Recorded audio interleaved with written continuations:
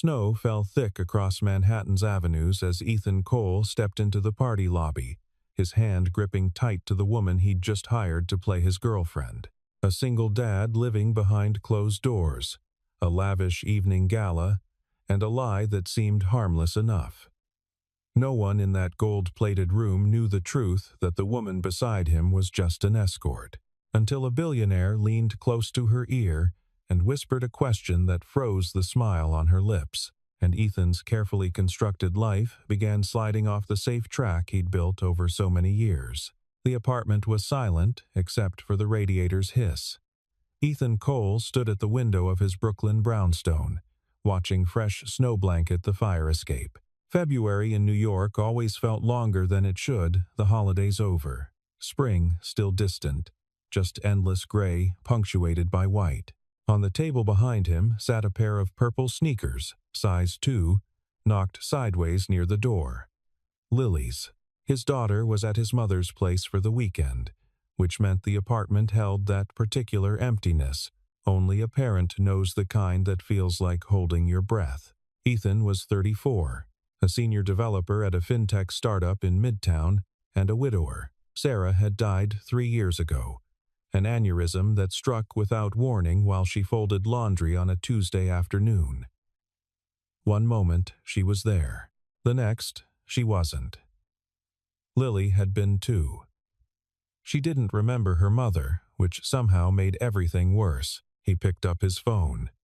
The email had arrived that morning. Asterisk. Subject: Winter Charity Gala. February 18th. Michael Harris cordially invites you and a guest to the annual Winter Charity Gala at the Plaza. Black tie. Partner recommended for senior staff. Partner recommended. Those 2 words sat in his chest like ice. The company's winter gala wasn't optional, not if you wanted to be taken seriously for the promotions that came in March. Michael Harris, his boss, and the company's chief technology officer had made that clear in their last one-on-one. Ethan, you're brilliant. Best engineer we have. But leadership wants people who fit the culture. People who, how do I put this? Look stable, settled, Code words for, not the guy who leaves at 5:30 every day to pick up his kid from daycare. Not the guy who declines after work drinks. Not the guy whose background photo is still a default blue gradient because he hasn't had time to care. Ethan didn't fear parties. He feared the looks, the soft, pitying glances from colleagues who'd tilt their heads and ask how he was managing, their voices dipping into that therapist tone. He feared the silence that would follow when someone asked about his weekend plans, and he'd say, "Just me and Lily," and they'd nod too quickly, already looking for an exit. He looked back at the snow. Lily's purple sneakers. The email. Asterisk. Partner recommended. Asterisk. He hadn't been on a date since Sarah died. There'd been one attempt to set up by his sister, a nice woman named Jennifer who worked in publishing. They'd met for coffee. She'd asked about his hobbies. He'd talked about his daughter for 40 minutes straight without realizing it. Jennifer had smiled politely and never texted back. Dating felt like relearning a language he'd once been fluent in but had somehow forgotten. Every conversation a translation, every smile a performance. Easier to just not. But the gala was in 2 weeks. And Michael Harris wasn't subtle. Last year, the 3 people promoted to principal engineer had all attended. All with partners. All looking like the kind of stable, settled adults who made good, long-term investments. Ethan exhaled slowly, his breath fogging the cold window. What if he didn't have to actually date anyone? What if he could just appear to be the person they wanted to see? Just for one night. Just enough to stop being invisible. The idea felt absurd even as it formed. But he was tired. Tired of being overlooked. Tired of feeling like his grief was a professional liability. Tired of the weight of doing everything alone. He pulled out his laptop. opened a private browser window. Monday morning, Michael Harris stopped by Ethan's desk with 2 coffees. This was never a good sign. "Walk with me," Michael said. They ended up in one of the glass-walled conference rooms overlooking 6th Avenue. Snow still clung to the corners of the window frames. Michael set down both coffees and leaned back in his chair, hands behind his head, the posture of a man about to deliver friendly advice that wasn't actually friendly. "You got the gala invite," Michael said. "I did. You coming?" "Planning to."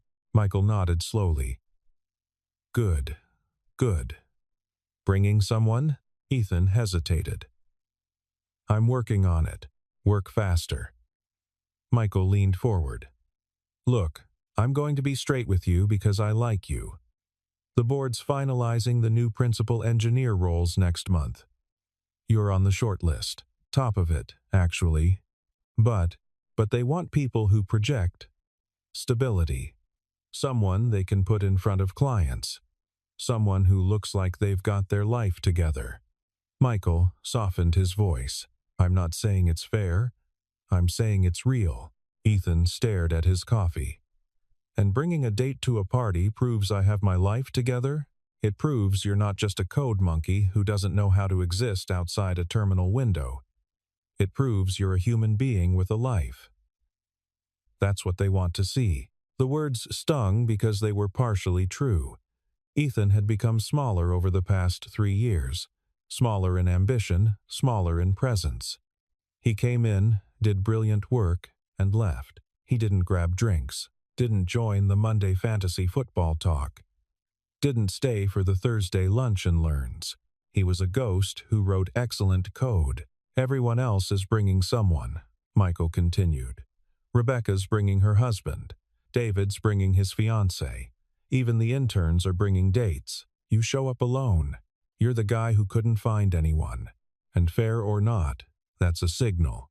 After Michael left, Ethan sat in the empty conference room for 20 minutes, watching people move through the office like fish in a bright, busy aquarium. He thought about the last time he'd tried to date. After Jennifer, there'd been another attempt, a woman from Lily's daycare, another parent. They'd exchanged numbers. She'd texted once. He'd taken 6 hours to respond because Lily had a fever and he'd forgotten his phone existed. The conversation never recovered. He didn't have time to date. Didn't have the energy to perform normalcy for someone new. Didn't have the emotional bandwidth to explain his life, the logistics of single parenthood. The weight of grief that still caught him off guard when he smelled Sarah's favorite candle in a store. But he did need that promotion. The raise would mean better childcare. Maybe even a nanny. Someone who could pick Lily up from school so he didn't have to leave work early every day. It would mean breathing room. Just one night, he thought. Just one performance. He pulled out his phone and opened the browser he'd left running over the weekend. The website was discreet. Professional. The kind of service that called itself companionship and meant it. He scrolled through profiles, feeling vaguely sick, until he found one that seemed right. ***, Vivian Stone.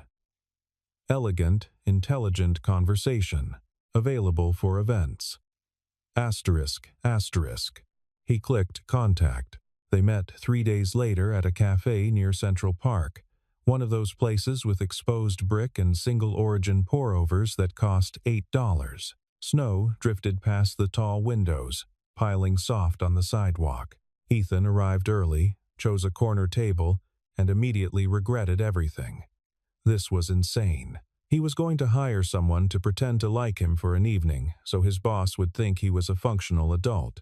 When had his life become a plot from a mediocre film? Then she walked in. Vivian Stone looked nothing like her profile photo, or rather, she looked exactly like it, but somehow more real. Mid-30s, dark hair pulled back in a simple twist, wearing a charcoal coat and no visible makeup. She moved through the cafe with the kind of quiet confidence that made people look up from their laptops.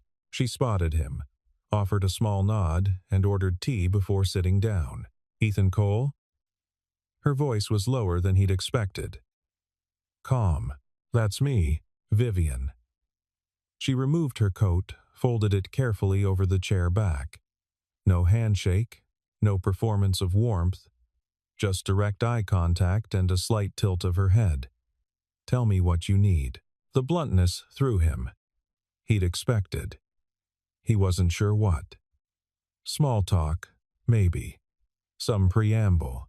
I have a work event, he said. A gala. I need a date. Why what? Why do you need a date? You seem perfectly capable of attending alone. Ethan exhaled. Outside, snow fell heavier. Office politics. I'm up for a promotion. My boss thinks I need to look more stable, and you think appearing with a woman will accomplish that. I think appearing with someone will make me look less like a guy who lives in his office. Vivian stirred her tea slowly. What happened to your last relationship? The question landed hard. That's personal. Everything about this is personal, Mr. Cole. If I'm going to play a role in your life, I need to understand the life I'm entering. Even temporarily. He studied her. There was no judgment in her face. No pity. Just professional assessment, like a doctor asking about symptoms. I'm a widower, he said finally. Something shifted in Vivian's expression, not pity, exactly. Recognition, maybe. And you haven't dated since. Tried. It didn't take. So you're hiring me to be the girlfriend you don't have time to find. I'm hiring you to stand next to me for 4 hours and make me look like someone worth promoting. Vivian was quiet for a moment, watching snow accumulate on the window ledge. Have you considered that your boss might be wrong? That you might be worth promoting regardless of your relationship status? I've considered it. But I've also watched 3 people get promoted last year, all of whom had partners. And I've watched myself get passed over despite having better performance reviews. So, this is strategy. This is survival. Vivian nodded slowly. All right. Ground rules. We build a story how we met, how long we've been seeing each other. I need details. Your daughter's name, your wife's name, what you do on weekends. I won't lie about facts, but I will lie about my relationship to you. The moment you ask me to do something that crosses a professional boundary, I walk. Clear? Clear. And you understand this is a performance. Nothing I say or do that night reflects actual feeling toward you. The words should have stung. Instead, they felt like relief. No expectations. No risk of disappointing someone real. That's exactly what I want, Ethan said. Vivian extended her hand across the table. Then we have an agreement. He shook it. Her grip was firm, cool, utterly businesslike. Outside, the snow continued to fall. They spent the next hour building the fiction of their relationship. 6 months, Vivian said, pulling out a small notebook. That's long enough to be serious, but not so long that people expect an engagement. How did we meet? Where do you go when you're not working? Ethan thought. The park. With Lily. Prospect Park, usually. Then we met there. I was reading on a bench. It was so simple it could have been true. That was the point, Ethan realized. The best lies sat closest to reality. What do you do for work? He asked. I consult. Business strategy. It's vague enough to be believable and boring enough that no one will ask follow-up questions. And we keep it quiet because you're private. Because you have a daughter and you want to be sure before introducing someone new into her life. It's reasonable, sympathetic, even. Ethan watched her write notes in careful, compact handwriting. Everything about Vivian was controlled, precise. There was no wasted motion, no unnecessary emotion. What about physical contact? She asked, without looking up. What about it? People will expect it. Hand-holding. Maybe my hand on your arm. How comfortable are you with that? The question made his chest tighten. Sarah used to link her arm through his at parties, used to press her palm against his back when they talked to strangers. He hadn't been touched with casual affection in 3 years. Keep it minimal, he said. Vivian looked up. Minimal draws attention. couples who are actually comfortable together touch without thinking. If we're stiff, people notice. Then, standard. Whatever's standard. There's no standard, Ethan. Some couples are all over each other. Some barely touch. He met her eyes. I can handle what I need to handle. That's not an answer. It's the only one I have. Vivian studied him for a long moment, and he had the unsettling sense that she was seeing more than he wanted to show. Finally, she closed her notebook. We'll keep it natural, she said. I'll follow your lead. If you stiffen or pull away, I'll adjust. But you need to trust me enough to let me make us look real. Can you do that? Could he? Ethan wasn't sure. Letting someone into his space, even temporarily, even falsely, felt like peeling back a bandage before the wound had healed. I can try, he said. Vivian nodded. That's all I ask. She slid a business card across the table. Just a name and a phone number, no company, no title. Text me your address. I'll arrive an hour before the car picks us up. We'll do a final run-through story. Names, details. The more prepared we are, the easier it'll be. Anything else? She paused, pulling her coat back on. Yes. Don't lie to me between now and then. If something about your situation changes, tell me. I can't play a part if the script keeps shifting. I won't lie. Good. She stood, buttoning her coat with practiced efficiency. This will work, Ethan. Just trust the process. Then she was gone, disappearing into the snow-thick afternoon, leaving him alone with 2 empty cups and a growing sense that he'd just set something in motion he didn't fully understand. The night before the gala, Vivian arrived at Ethan's apartment at 7. He'd cleaned, obsessively vacuumed, hidden laundry, even lit a candle that smelled like cedar. Then he'd blown it out, worried it seemed like he was trying too hard. When he opened the door, Vivian stood in the hallway in jeans and a sweater, her hair down for the first time. She looked younger, more human. Come in, he said. She stepped inside and immediately went still. Ethan followed her gaze. Lily's toys scattered near the couch, a wooden train set, a pile of picture books, a stuffed elephant with one ear missing. On the wall, photos in mismatched frames. Lily as a baby, Lily on a swing, Lily covered in birthday cake. And one photo, smaller than the rest, of Sarah holding newborn Lily in a hospital bed, her expression caught between exhaustion and joy. You didn't mention she's this present, Vivian said quietly. Your wife. Ethan's throat tightened. She's been gone for 3 years, but she's not gone from here. Vivian gestured at the room. Every photo. The books on the shelf, those are hers, aren't they? The parenting books, the poetry collection. He hadn't thought about it. Sarah's things had just stayed. He'd packed away her clothes after the first year, donated most of them. But her books remained. Her favorite mug still sat in the cabinet. Her handwriting on the grocery list magnet stuck to the fridge, the last list she'd ever made. Asterisk, milk, bread, call pediatrician, library books due. Asterisk, is that a problem? Ethan asked. No. Vivian set down her bag. But it's information I need. If someone asks how we navigate your late wife's memory, I need to know the answer. The directness should have felt invasive. Instead, it felt like relief, like talking to someone who didn't need him to perform grief in any particular way. We don't talk about her much at work, Ethan said. People know she died. They don't know details. I prefer it that way. And with me tomorrow, if someone asks, they won't. They might. Ethan sat on the arm of the couch. Outside, snow had started again, soft against the windows. If they ask, say we've talked about her. Say you understand she's part of my life, part of Lily's life, that you're not trying to replace her. Because I'm not. Because you're not even real. The words came out harder than he meant them. Vivian's expression didn't change. No, she agreed. I'm not real. But tomorrow night, I will be. And the more I understand about your actual life, the better I can protect the version of it you're trying to show. She moved to the window, watching snow fall onto the fire escape.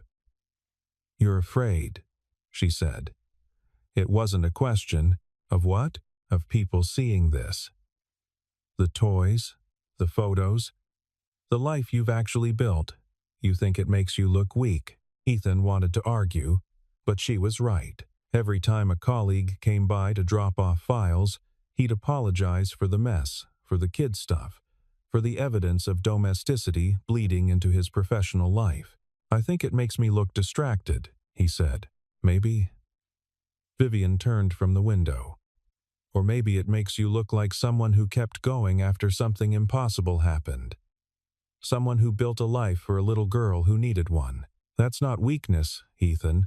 That's just being human. Her voice held no manipulation. No performance of sympathy. Just observation. Tomorrow, she said, when we walk into that gala, you're going to be the man who has his life together. Not because you're pretending, but because you do. You just don't let anyone see it. She picked up her bag. I'll be here at 6 tomorrow. Wear the navy suit. And Ethan? Yeah? Don't be afraid to let me do my job. After she left, Ethan stood at the window for a long time, watching snow erase the city's edges, making everything soft and unfamiliar. The Plaza Hotel glowed against the winter night like something from another era, gold and white and shimmering with 1,000 points of light. Snow dusted the awnings. Valets in long coats moved through falling flakes. Inside the windows, Ethan could see shadows moving. The party already beginning. The car pulled up. The driver opened Vivian's door first. She stepped out in a floor-length dress, the color of deep wine. Her hair swept up, her posture absolutely straight. She looked like someone who belonged in rooms like this, someone who moved through the world with quiet authority. Then she turned and extended her hand to Ethan. He took it. Her fingers were warm despite the cold. Ready? She asked, voice low enough that only he could hear. Good.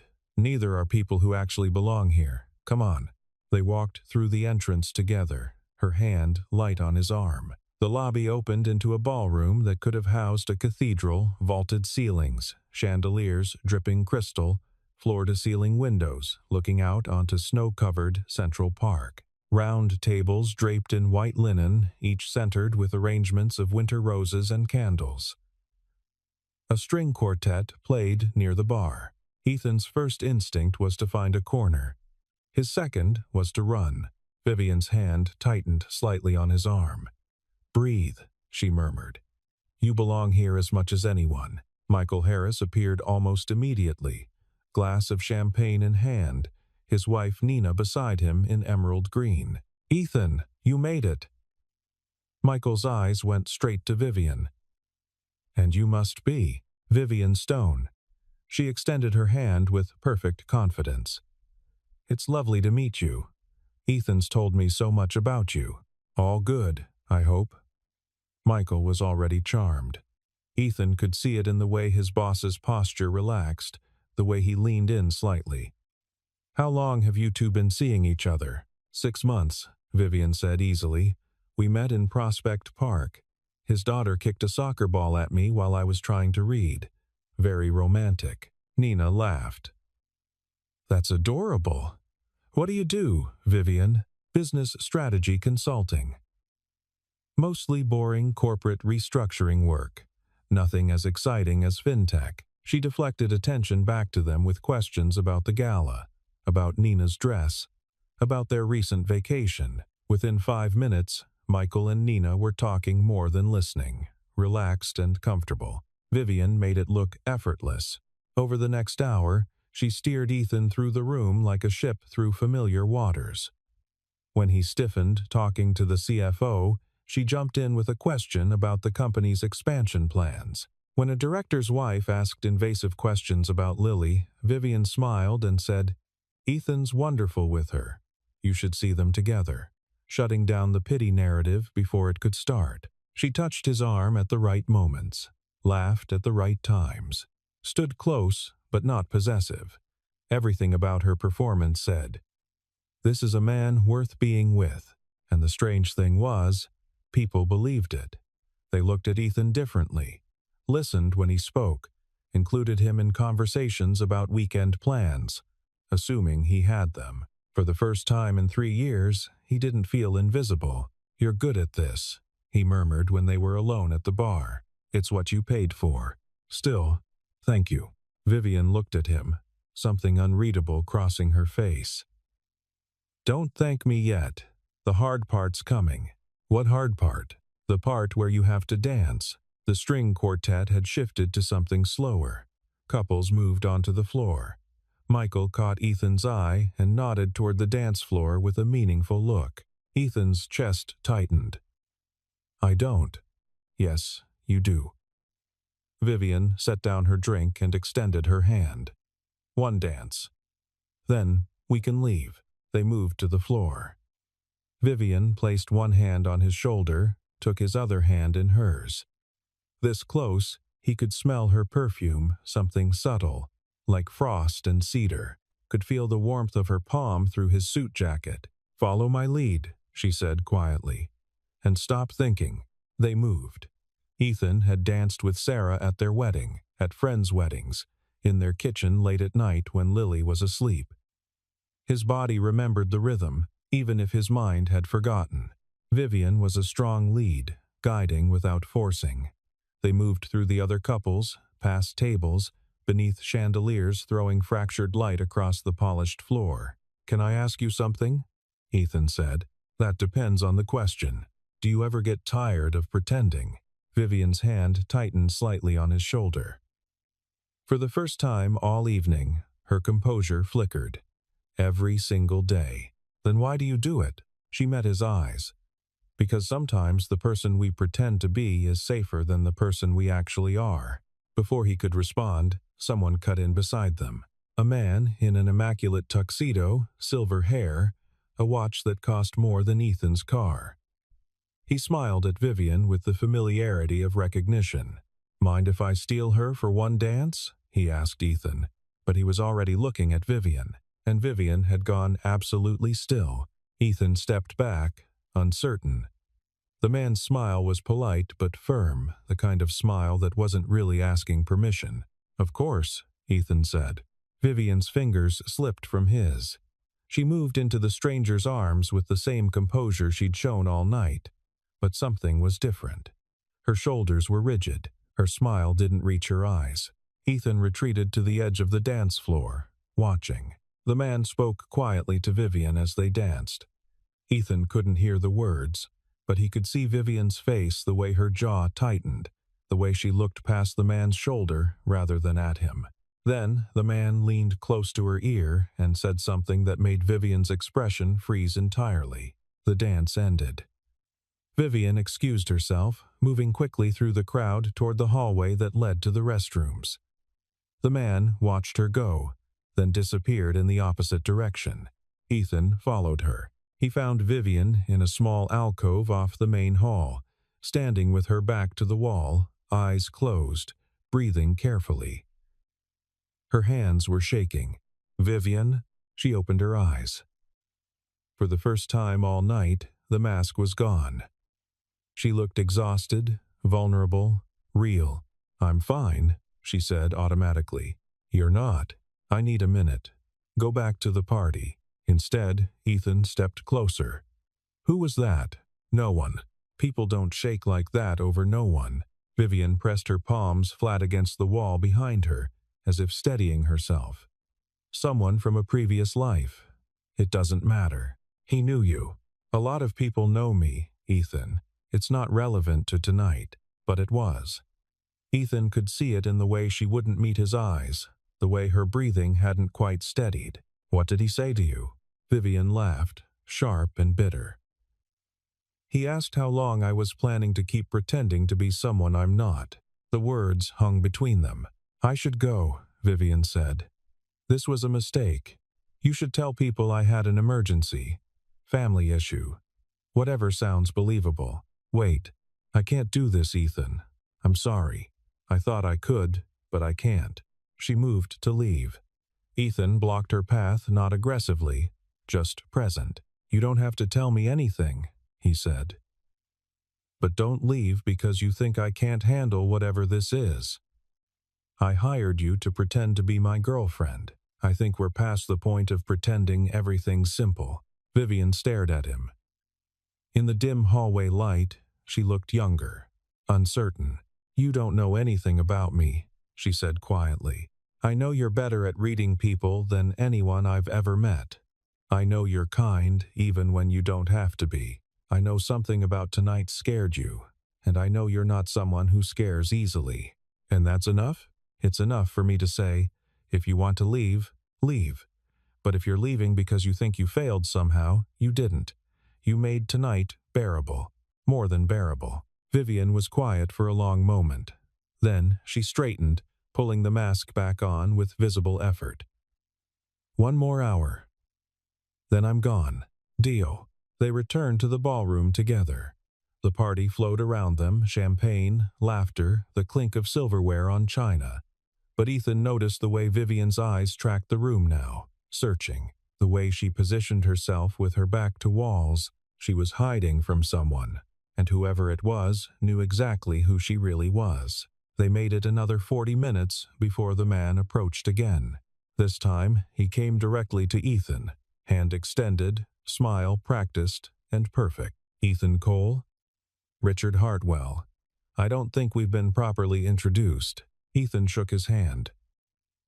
The name meant nothing to him, but Vivian had gone still again at his side. Richard's on the museum board. Michael Harris appeared beside them, champagne in hand. "Biggest donor this year. We're lucky to have him. Just trying to give back," Richard said with practiced humility. His eyes slid to Vivian. "And you must be Ethan's companion for the evening. I didn't catch your name during our dance." "Vivian Stone," she said evenly. "Stone." Richard smiled. "Interesting choice. My family name." "Of course." Richard's smile widened. "You know, you remind me of someone.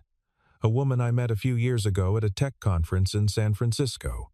Brilliant woman. Founded a cybersecurity company. Sold it for, what was it, 800 million? The number hung in the air. Michael whistled low. 800 million. Now that's a successful exit. Indeed. Her name was Vivian, too. Vivian Chen. Although she went by VC in business circles. Venture capital, cybersecurity, the initials were perfect. Richard tilted his head, studying Vivian with a collector's interest. The resemblance is remarkable. Ethan felt Vivian's hand tighten on his arm. "I get that sometimes," she said. "Common features. Perhaps." Richard sipped his champagne. Although this Vivian had a very distinctive scar. "Right here." He gestured to his left eyebrow. "From a skiing accident in Aspen, if I remember correctly." Without thinking, Ethan glanced at Vivian's face. There, barely visible beneath makeup, was a thin white line through her left eyebrow. Richard caught the glance. His smile turned knowing. "Well," he said, "how delightful to see you again, Miss Chen. Or is it still Stone now? I lose track of which identity people prefer." Michael looked confused. "Wait, you two know each other?" "We've crossed paths," Richard said. "Although last time we met, Miss Chen here was keynoting a conference on cybersecurity innovation, not attending charity galas as someone's date. Quite the change in circumstance." The words were polite, but the implication was vicious. Ethan felt rage building in his chest, not at the revelation, but at the casual cruelty of Richard's exposure. "If you'll excuse us," Ethan said tightly, guiding Vivian away. They made it to the coat check before she pulled free. "Don't," she said. "Don't what?" "Don't look at me like that. Like I'm something you need to protect. I'm not. You are. And I don't need it. I don't need anything from you except payment for services rendered." Her voice was sharp, professional, every word a blade-cutting connection. "The job's done. You stayed the required time. You looked good. Go back in there and network. Forget this happened. I'm not going to forget this happened. Why? Because you found out the escort you hired is actually a tech CEO slumming for kicks? It's not that interesting, Ethan. That's not. He stopped. Started again. Is that true? What he said? Vivian's laugh was hollow. Yes, every word. I built a cybersecurity company from nothing. Sold it 3 years ago for $800 million. Paid off my investors, took care of my team, and walked away with enough money to never work again. Then why? Why was I working as an escort? She met his eyes. Because I was tired of being V. C. Chen, tech prodigy, success story, fucking unicorn founder who made it before 30. I was tired of being reduced to numbers, net worth, company valuation, exit strategy. I wanted to be anonymous, to be nobody, to be useful without being important. So you created a fake identity. I created a real identity. Vivian Stone is more me than V. C. Chen ever was. She's just quieter, smaller, safer. Ethan stared at her. The woman in front of him was the same person who'd sat across from him in that cafe, who'd danced with him an hour ago. But she was also someone else entirely. You lied to me, he said. You hired me to lie. That was the entire point. I hired you to lie about being my girlfriend. Not about your entire life. Vivian grabbed her coat from the attendant. And yet here we are, both of us pretending to be people we're not, both of us hiding. At least I'm good at it. She walked toward the exit. This time, Ethan let her go. He stood in the coat check alcove for 5 minutes, snow visible through the windows. The sound of the party muffled behind him. Then he pulled out his phone and texted her. Coffee. Same place. Tomorrow. Please. The response came immediately. Why? Because I think we're both tired of pretending. 3 dots appeared. Disappeared. Appeared again. Finally. 10 a.m. The cafe looked the same exposed brick, expensive coffee, snow falling past tall windows. But everything else had changed. Vivian arrived exactly at 10, wearing jeans and an old Columbia sweatshirt, her hair in a ponytail. No makeup, no performance. She looked exhausted and somehow more solid than she had in the wine-colored dress. Ethan stood when she approached. She waved him down. Don't, she said, sliding into the chair across from him. Let's skip the polite parts. Okay. They sat in silence for a moment. Outside, a couple walked past with a dog, both bundled against the cold. I should have told you, Vivian said finally. Before we agreed to anything, that was unprofessional. Why didn't you? Because you wouldn't have hired me if you knew. You'd have thought it was some kind of weird game. Rich woman playing at being normal. And maybe it is. Maybe that's exactly what it is. Ethan stirred his coffee. What happened 3 years ago, after you sold the company? Vivian stared out the window. I thought I'd be happy. That's what everyone said, cash out, retire young, do whatever you want. But I didn't know what I wanted. The company had been my entire identity since I was 26. Without it, I was just empty. So you started over. I tried to. Traveled for a year. Ate at expensive restaurants. Bought things I didn't need. Dated men who only saw the money. Every conversation was the same people asking about the company, about the sale, about what I was going to build next. Like I was a resource to be mined for networking opportunities. She finally looked at him. The escort work started as a joke.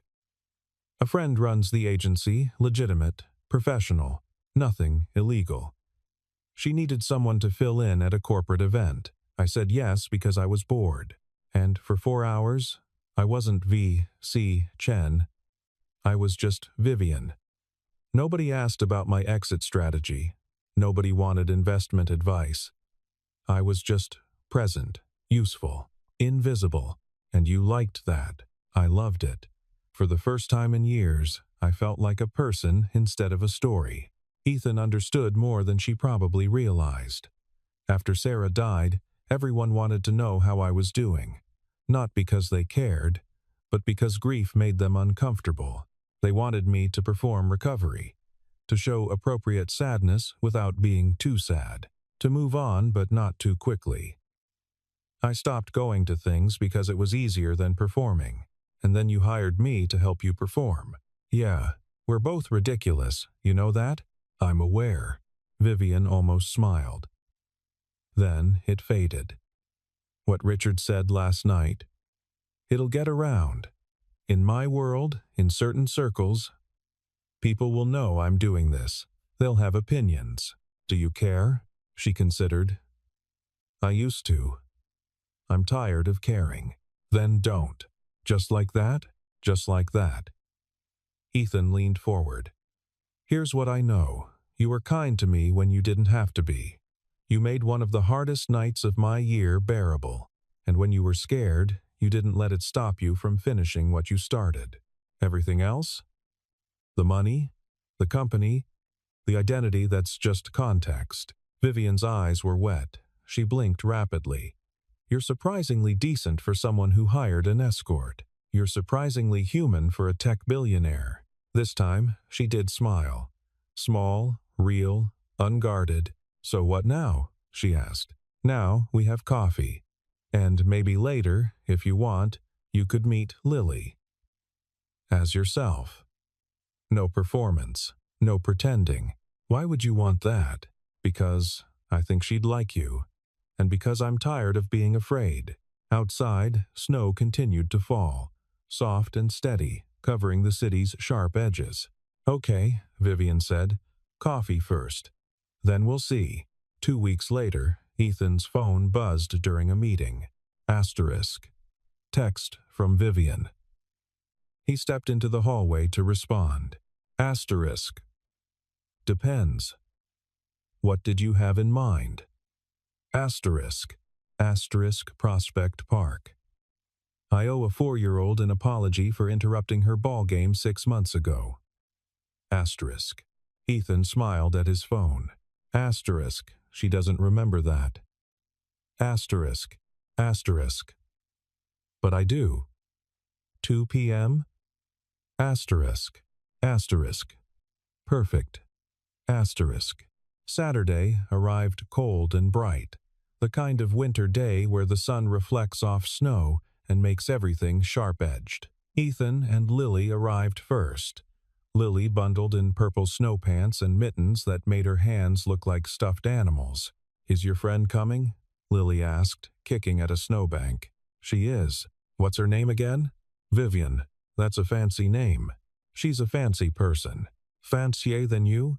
Way fancier than me. Lily giggled. Then her attention snapped to a figure approaching across the snow. Vivian, in a long black coat and red scarf, carrying 2 cups of coffee and a hot chocolate. Hi, Vivian said, kneeling to Lily's height. You must be Lily. I've heard a lot about you. Like what? Like you're the best artist in your class. And you know every dinosaur name. And you can do a cartwheel. Lily beamed. I can. Want to see? Absolutely. Lily threw herself into a wobbly cartwheel that ended with her in a snowbank, laughing. Vivian laughed too, a real laugh, unguarded and bright. They spent an hour in the park, built a lopsided snowman, threw snowballs with terrible aim. Lily chattered nonstop about school, about her friend Emma, about the book she was reading that had a dragon and a princess who were best friends. Vivian listened, like every word mattered. Eventually, Lily ran off to investigate a dog, and Ethan and Vivian stood together, watching. She's wonderful, Vivian said quietly. She is. Most of the time. You're good at this. The dad thing. I'm making it up as I go. That's all any of us are doing. They stood in comfortable silence. Snow drifted down, catching in Vivian's hair. The promotion came through, Ethan said. Michael called yesterday. Congratulations. I told him the truth. About you. About everything. Vivian turned to him, surprised. And he said it was the smartest thing I'd done in 3 years. Asking for help, showing up, trying. Ethan smiled. He also said Vivian Chen on my reference list wouldn't hurt. I didn't do anything. You showed me I could be someone other than who I thought I had to be. That's not nothing. Lily ran back, breathless and pink-cheeked. Dad, can Vivian come to dinner? Ethan looked at Vivian. She looked back. I'd like that, she said. Pizza? Lily asked hopefully. Obviously pizza. Vivian agreed. They walked out of the park together, Lily between them, chattering about toppings. Snow fell soft on the city, covering yesterday's footprints, making room for new paths. Sometimes the thing we fear most isn't loss. It's daring to begin again. And sometimes beginning looks like a walk through snow with people who really see you, and choose to stay anyway. Behind them, the park slowly disappeared beneath white. Ahead, the city waited, full of windows and light.